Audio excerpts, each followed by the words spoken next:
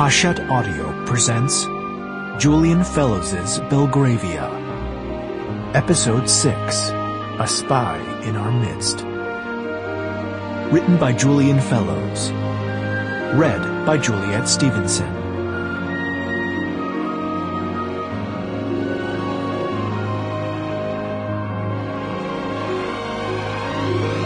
James Trenchard was sitting at a particularly fine Empire desk with ormolu mounts in his office in the Gray's Inn Road. On the first floor, above a firm of solicitors at the top of a sweeping staircase, it was a large panelled room with some serious pictures and impressive furniture. Without ever saying it, James had a sort of vision of himself as a gentleman businessman. Most of his contemporaries would have thought of this phrase as an oxymoron, but that was his view, and he liked his surroundings to reflect it. There were drawings of Cubitt Town on display, carefully arranged to advantage on a round table in a corner of the room, and a beautiful portrait of Sophia hung above the fireplace. Painted during their stay in Brussels, it captured his daughter at her most beguiling.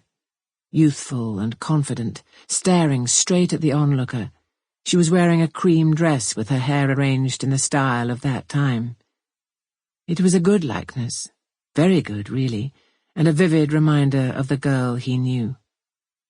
Probably, for this reason, Anne refused to hang it in Eaton Square, as it made her too sad. But James liked to look on his darling lost daughter. He liked to remember her in moments of rather uncharacteristic, quiet solitude.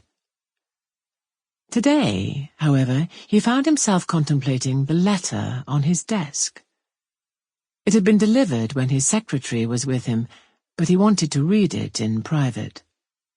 Now he turned it over and over in his plump hands, scrutinizing the florid script and the thick cream paper. He did not need to open it to know who it was from, as he had received an identical letter to tell him he was on the application list for the Athenaeum. This would be the answer, from Edward McGrath, the secretary of the club. He held his breath.